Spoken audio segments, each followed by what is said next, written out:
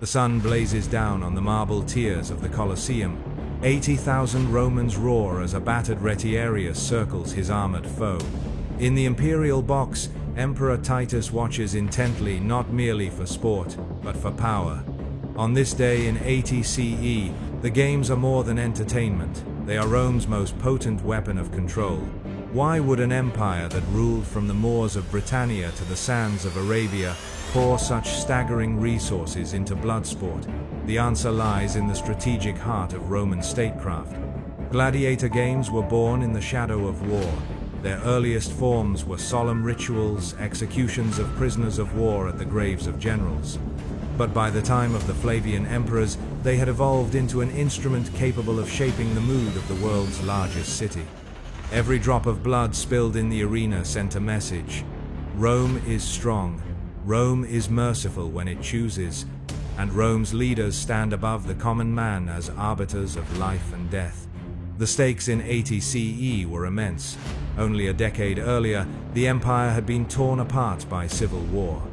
The new Flavian dynasty needed more than legions to secure its throne. It needed the loyalty of the mob. And in a city where a single riot could topple emperors, the mob was a force more dangerous than any foreign army.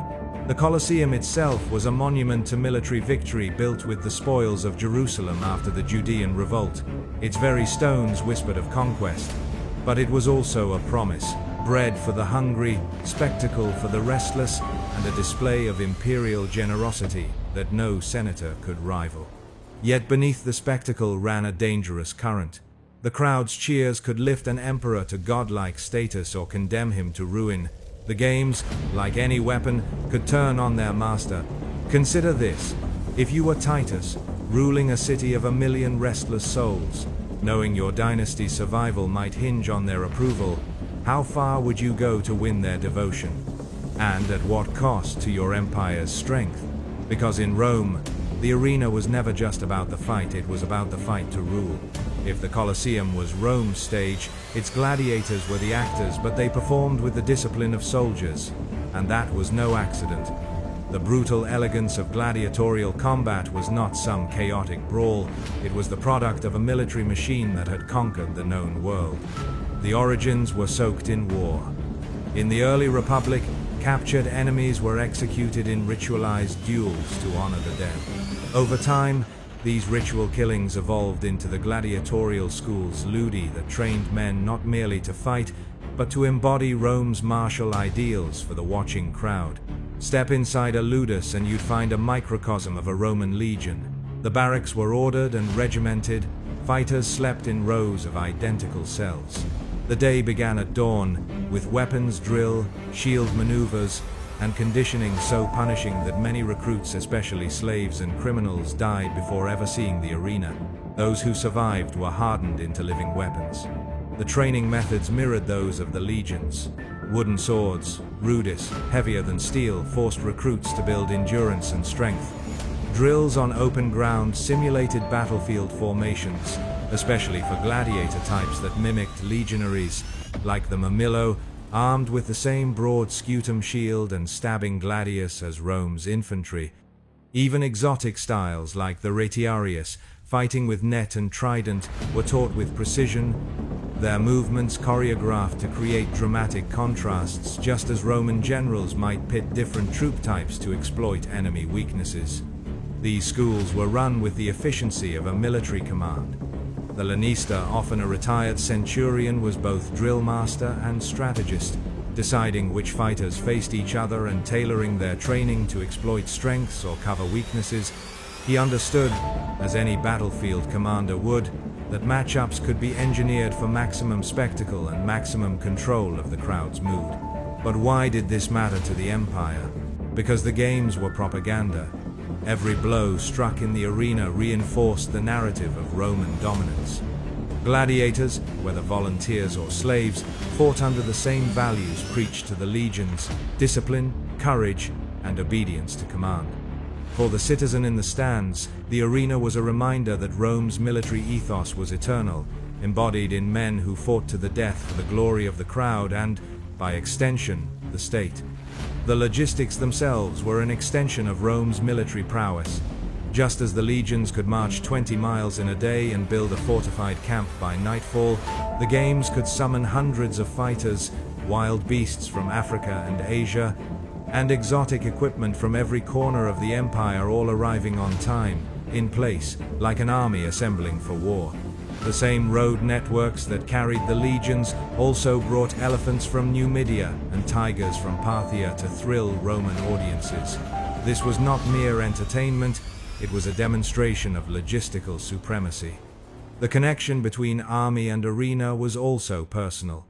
Many gladiators were veterans fallen on hard times, seeking coin or glory in the sand. Others were prisoners of war, Parthians, Dacians, Gauls now forced to fight in the Roman style, their defeats in miniature echoing the defeats of their nation. The message to the provinces was unmistakable: resist Rome, and not only will you lose, you will fight and die for Rome's amusement. Consider one such man, Lucius Varro, a decorated centurion discharged after a leg wound crippled his marching ability. Unable to work the fields, he sold his services to a lanista. His discipline and skill turned him into a star of the arena, adored by the mob, feared by opponents. But to Varro, each bout was another campaign, a chance to command respect, even if his unit now consisted of killers and thieves. His story was not unique. Rome blurred the line between soldier and gladiator, between war and spectacle. The deeper genius of the system was that it kept the martial spirit alive among civilians. Long after a war ended, the arena reminded Romans of their military heritage. The cheers for a skilled sword thrust were the same cheers that once greeted victory reports from the frontiers. And so, without marching a single legion, an emperor could keep the idea of conquest burning in the public mind. But there was a cost. The more the games imitated the army, the more the people began to see spectacle as a substitute for war itself, a subtle shift that would, in time, erode Rome's martial edge. The Colosseum was not a battlefield, but it was run with the precision of one. And in that precision lay both Rome's strength and the seeds of its eventual complacency. In the summer of 80 CE, Rome awoke to a spectacle unlike anything it had ever seen.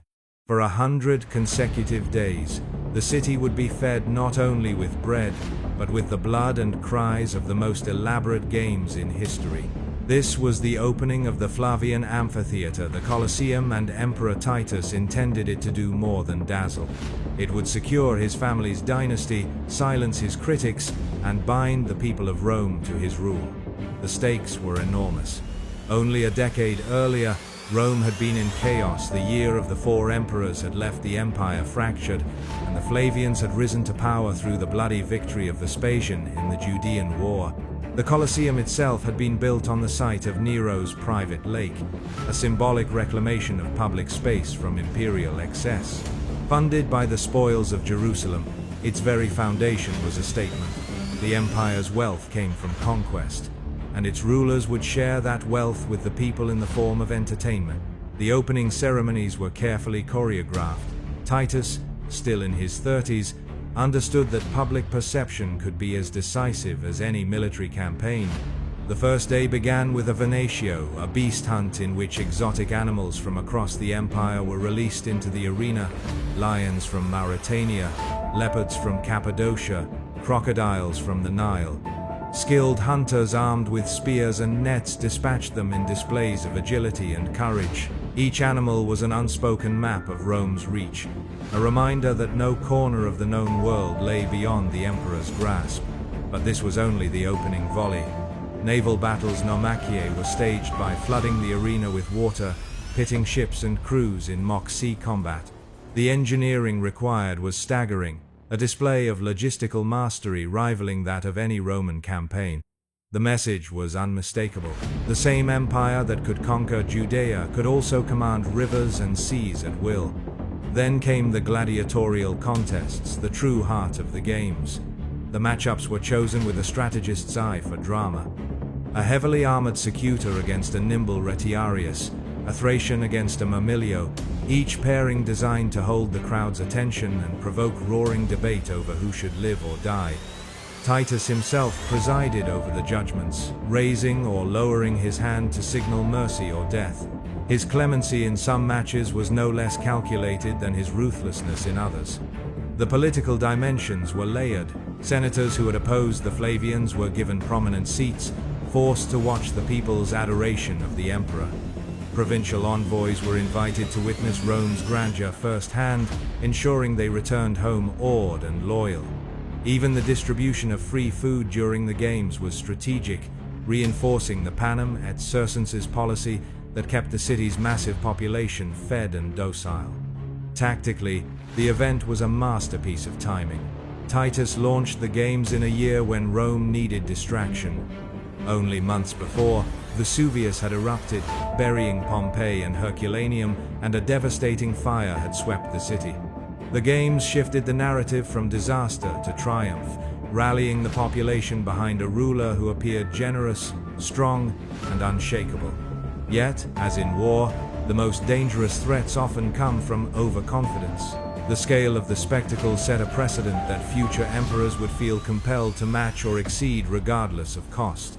Titus's own brother and successor, Domitian, would escalate the brutality and extravagance, using the arena to project fear as well as favor. For the fighters themselves, the opening games were a trial by fire.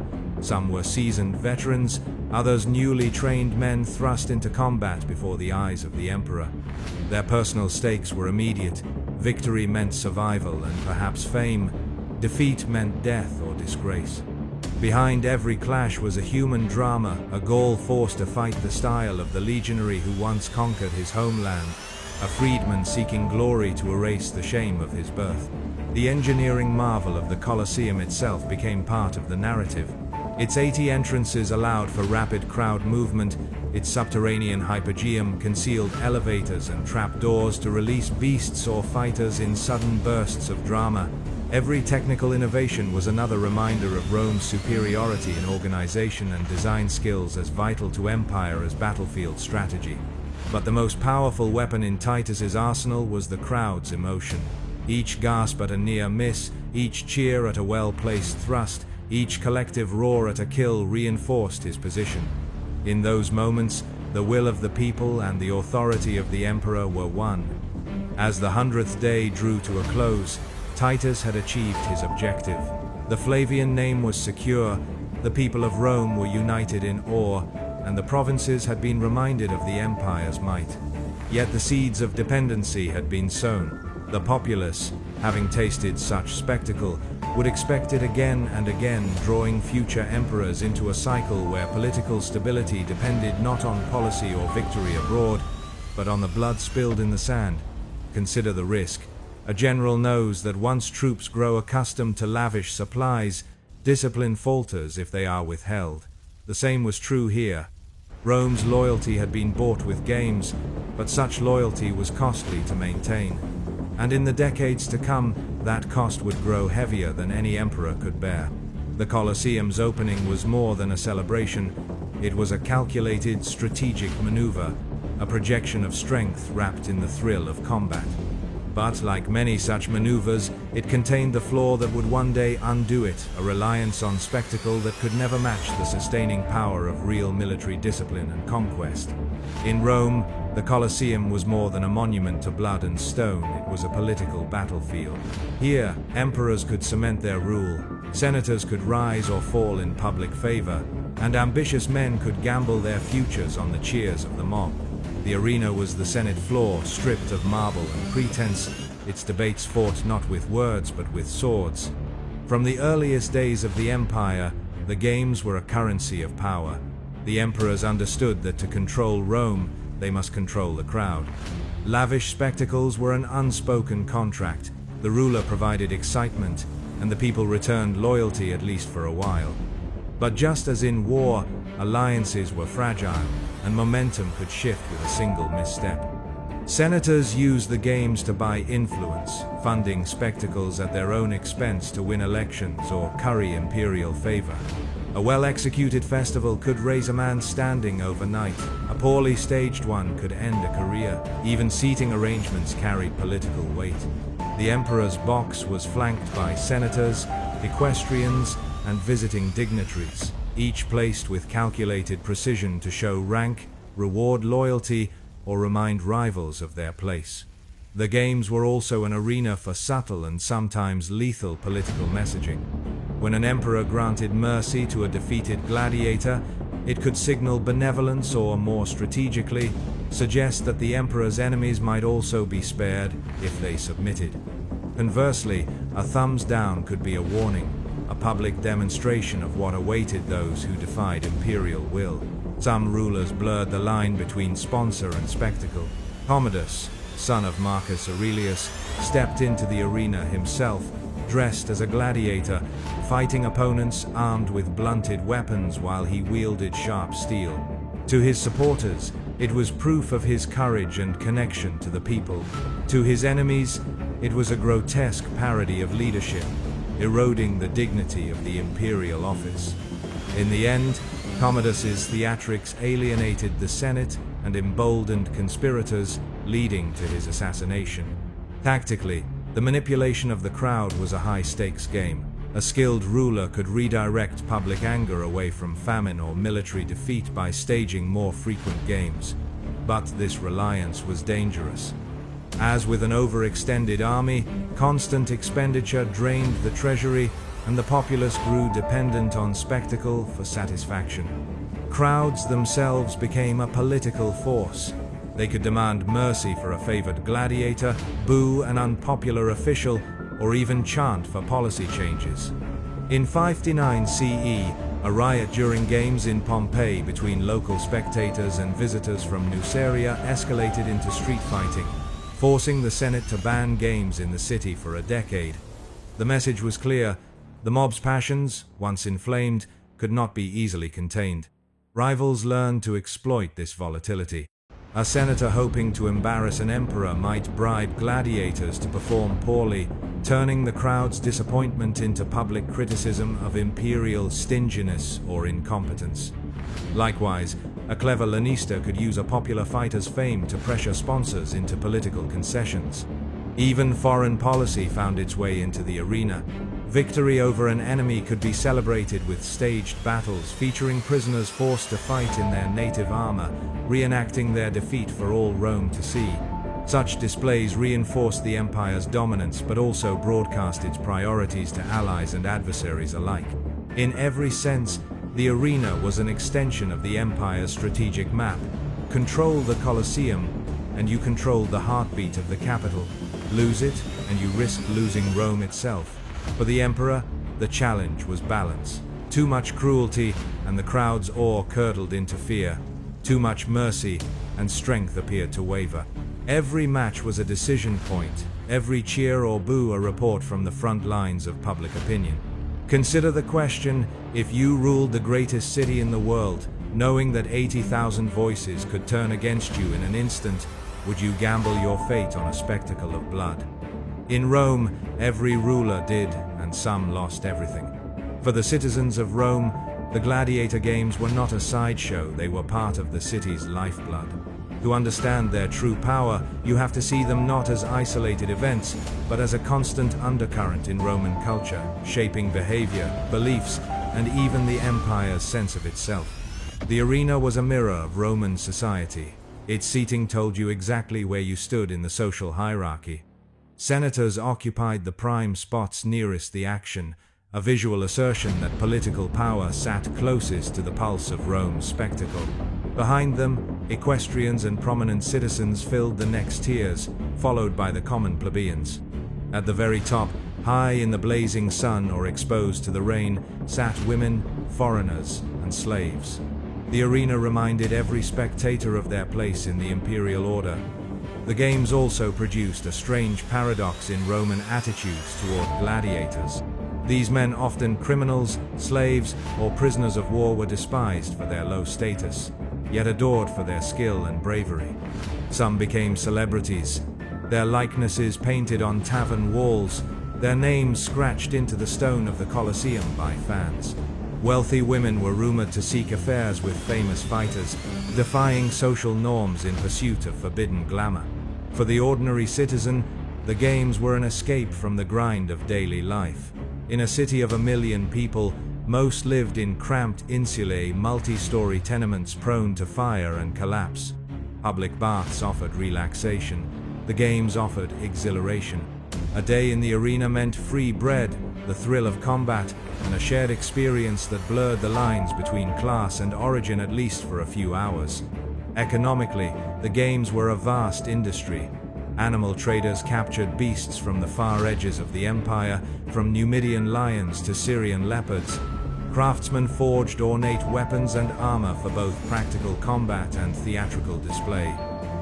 Tavern owners and street vendors made fortunes selling food and drink to the tens of thousands streaming in and out of the amphitheater.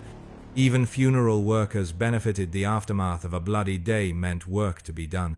Culturally, the games served as a constant reminder of Rome's martial heritage. Children played at being gladiators in the streets, mimicking their favorite fighters. Poets and playwrights wove arena imagery into their works. Provincial cities copied the capital, building their own amphitheaters to hold local games.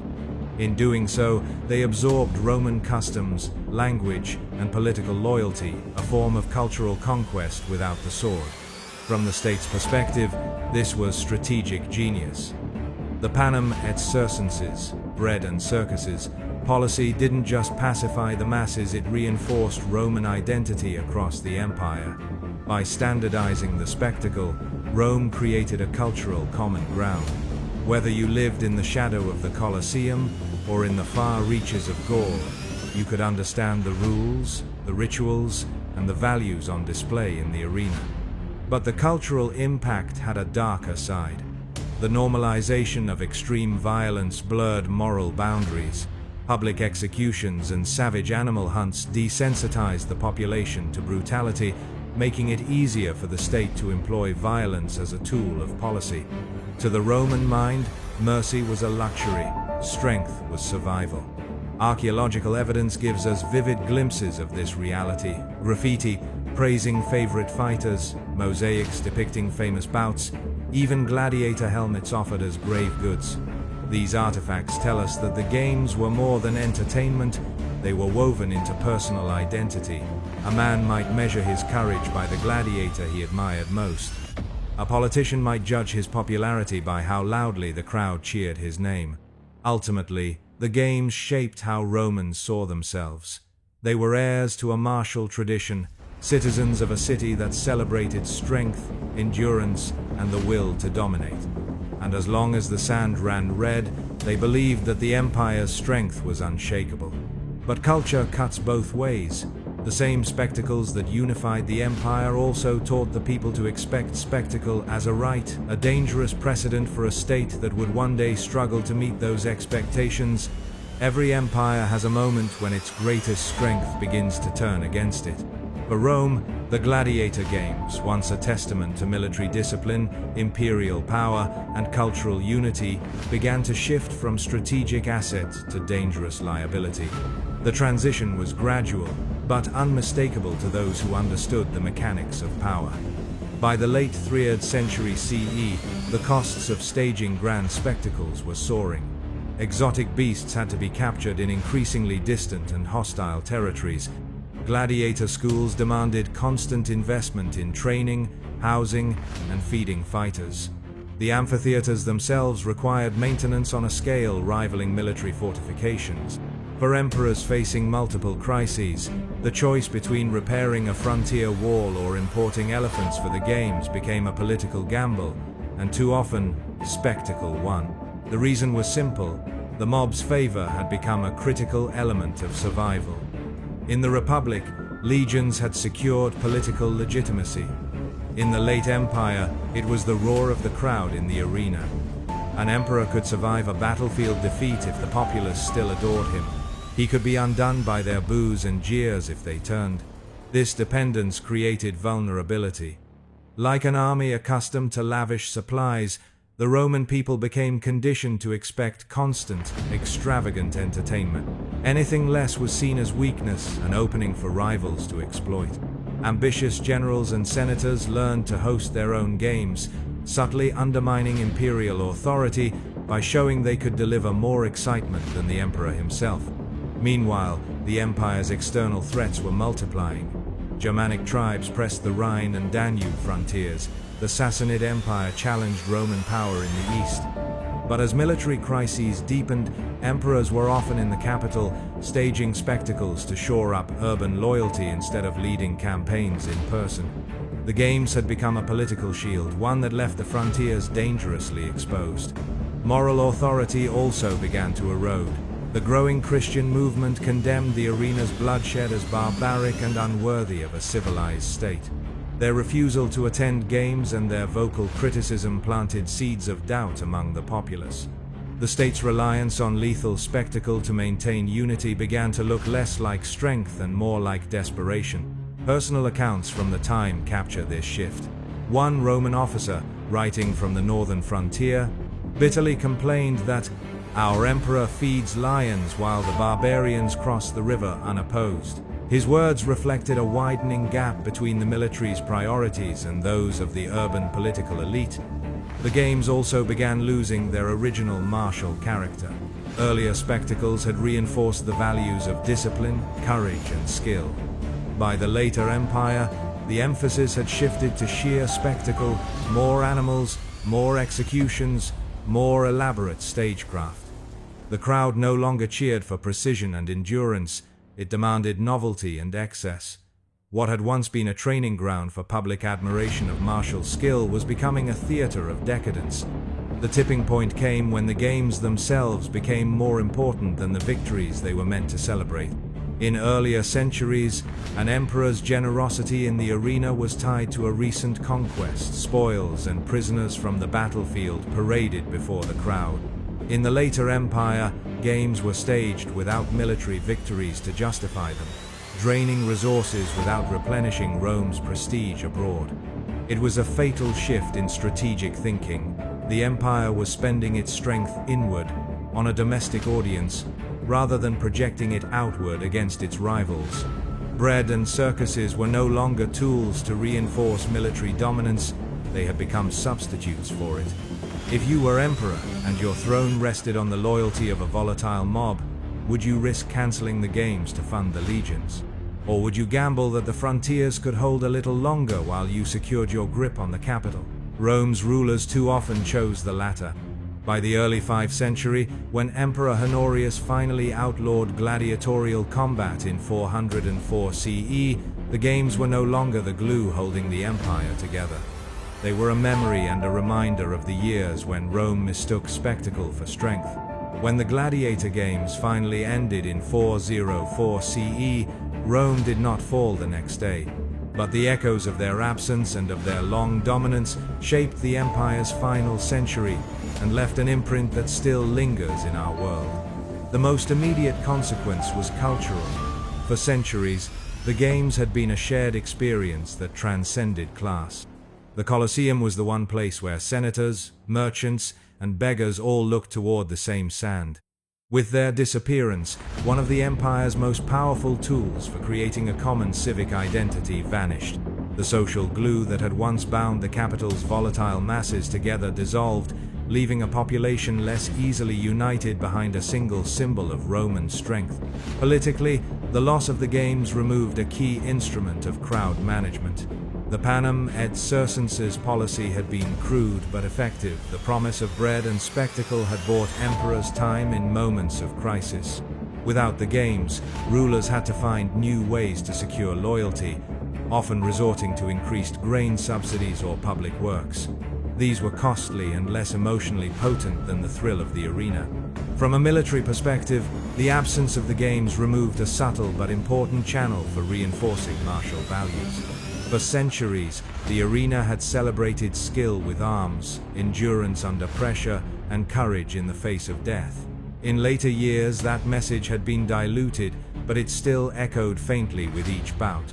Once gone, Rome lost a cultural stage where military ideals could be rehearsed and admired in civilian life. In the provinces, the decline of gladiatorial spectacles weakened one of Rome's most effective tools of cultural assimilation.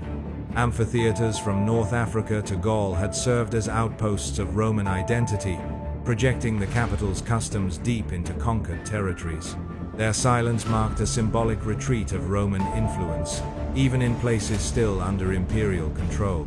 Long-term, the end of the games also shifted the moral compass of the empire.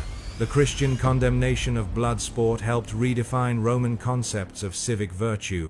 Public life turned toward processions, sermons, and theological debates, events that unified the faithful but lacked the visceral, unifying force of a day at the Colosseum.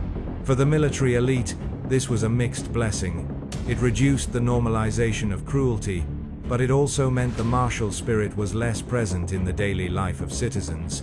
The historical impact reached far beyond antiquity. Medieval tournaments, with their jousts and melees, were in many ways sanitized heirs to the Roman arena martial spectacle harnessed for political prestige. In the modern world, sports stadiums echo the architectural and social function of amphitheaters, while mass events still serve as tools for leaders to project unity and strength. The lesson is clear. Public spectacle, whether violent or peaceful, remains one of the most potent instruments of political and cultural influence. But the decline of the games offers a cautionary tale. Rome's experience shows the danger of letting spectacle become a substitute for actual strength. For centuries, the empire's leaders believed they could buy stability with bread and blood. It worked until the treasury was strained, the frontiers were vulnerable, and the moral legitimacy of the spectacles collapsed. By the time the games ended, Rome's military position was already weakened, and no amount of pageantry could reverse it. Archaeological discoveries continue to refine our understanding of these consequences. Inscriptions in provincial amphitheaters show how deeply the games were tied to local identity.